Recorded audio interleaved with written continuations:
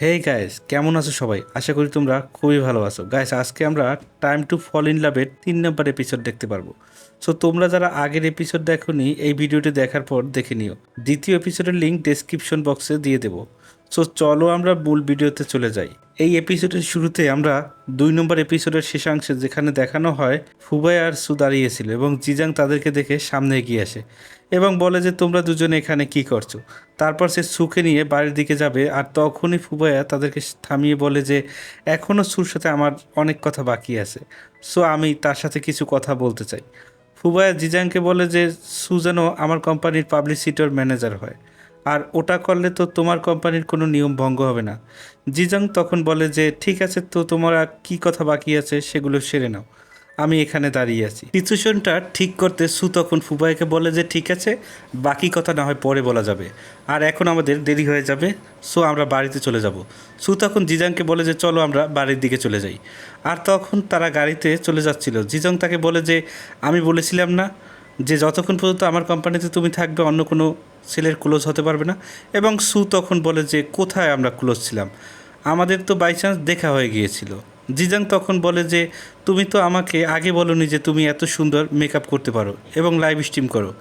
আর তখনই সুয়ের মনে পড়ে যে তার যমজ বোন তাকে বলেছিল যে জিজাং অনেক বেশি চালাক এবং ওর সামনে ভালোভাবে থাকতে হবে, যাতে জিজাং বুঝতে না পারে তারা দুইজন বোন মিলে তাকে বোকা বানাচ্ছে।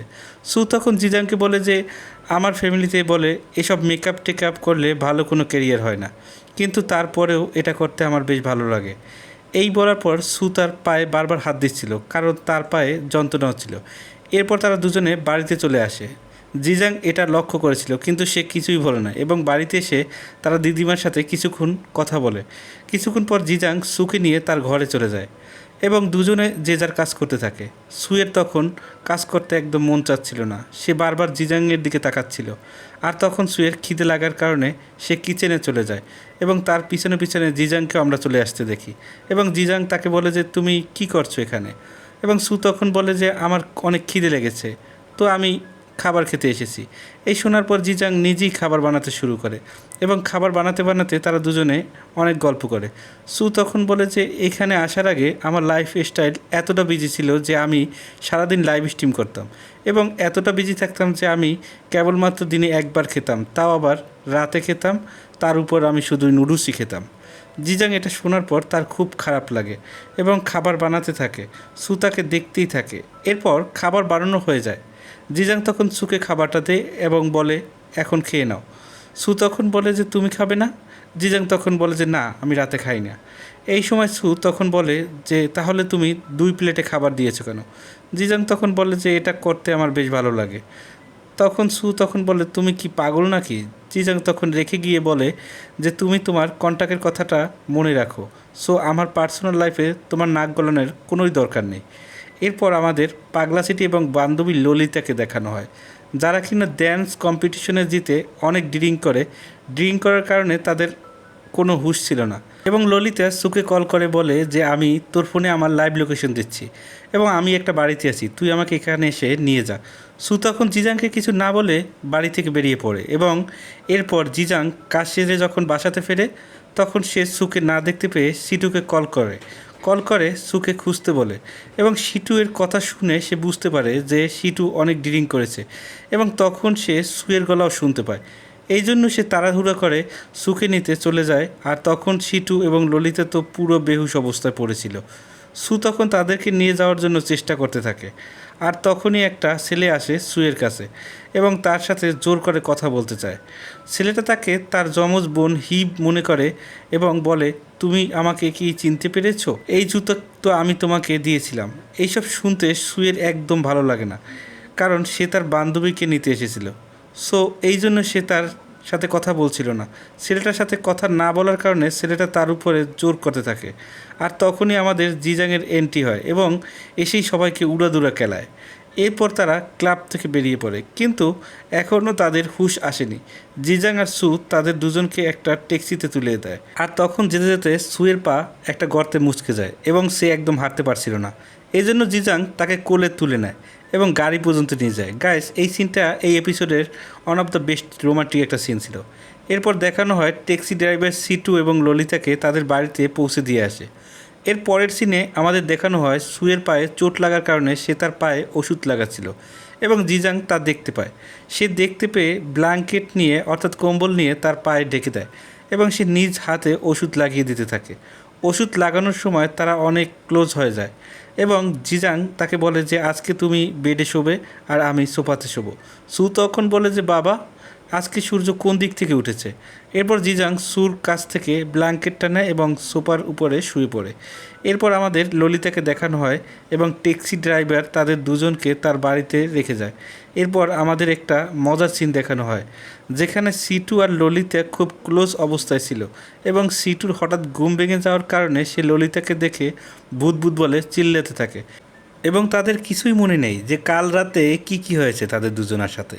এরপর তাড়াতাড়ি করে সিটু ড্রেস চেঞ্জ করে নেয় এবং আয়নার সামনে এসে বলে যে না না, রাতে এসব কিছুই হয়নি, আমি কিছুই করিনি রাতে। আর তখন সে বাথরুম থেকে বের হয়, তখন ললিতা তাকে বাসা থেকে বেরই করে দেয়, মানে যার সাথে এত কিছু করলি তাকেই বার করে দিলি। এরপর আমাদের ফুবায়াকে দেখানো হয় যেখানে একটা মেয়ের সাথে সে কথা বলছিল বিজনেস রিলেটেড এবং কথা বলার শেষে ওই মেয়েটা তাকে একটা জুতো গিফট দেয় এবং বলে যে এটা সব থেকে ভালো ডিজাইন করেছি আমি এবং জুতোটা পরলে অনেক আরাম লাগবে। ফুবায়া তখন বলে যে হিল জুতোটা অনেক ভালো হয়েছে, অনেক সুন্দর, কিন্তু আমার কোনো প্রয়োজন নেই কারণ আমি অনেক বছর ধরেই সিঙ্গেল আছি। মেয়েটা তখন বলে যে তো কী হয়েছে, আপনি যে কোনো একটা মেয়েকে দিয়ে দিন যাকে আপনি লাইক করেন। এরপর আমরা দেখি যে ফুবায়া তার বসের গার্লফ্রেন্ডকে অর্থাৎ সুকি জুতোটা দিয়ে দেয় এবং সু যখন পার্সেলটা খোলে এবং তার সাথে চিঠিটা পড়ে সেখানে বড় করে ফুবায়ের নাম লেখা ছিল। সু যখনই ফুবায়ের নাম পড়ে জিজাং তখনই সেখানে চলে আসে, মানে নায়ক তো ঠিক জায়গায় থাকবে তাই না। জিজাং তখন দেখে যে তার কাছে কেউ জুতো গিফট করেছে, নায়ক তো পুরো জ্বলতে থাকে। জিজাং এই দেখে সুকে একটা রুমে নিয়ে যায় যেখানে কিনা শুধু জুতো আর জুতো ছিল এবং সে সুর জন্য একটা জুতো পছন্দ করে এবং সে নিজের হাতে সেটা পরিয়ে দেয়। এরপর সু ফুবায়ের দেওয়া গিফট তাকে ফিরিয়ে দেয় এবং জিজাং এর পরিয়ে দেওয়া জুতো পরে সে বাইরে বেরিয়ে যায়। এরপর আমরা জিজাংকে দেখি যে কিনা অফিসের কাজ করছিল। সে ভাবে যে সুকে মেসেজ করে জিজ্ঞেস করবে যে ফুবায়ের দেওয়া গিফটটা সে নিয়েছে নাকি ফেরত দিয়েছে। আবার সে ভাবে যে না, যদি সে জিজ্ঞেস করে তাহলে সুয়ের বাপ বেড়ে যাবে।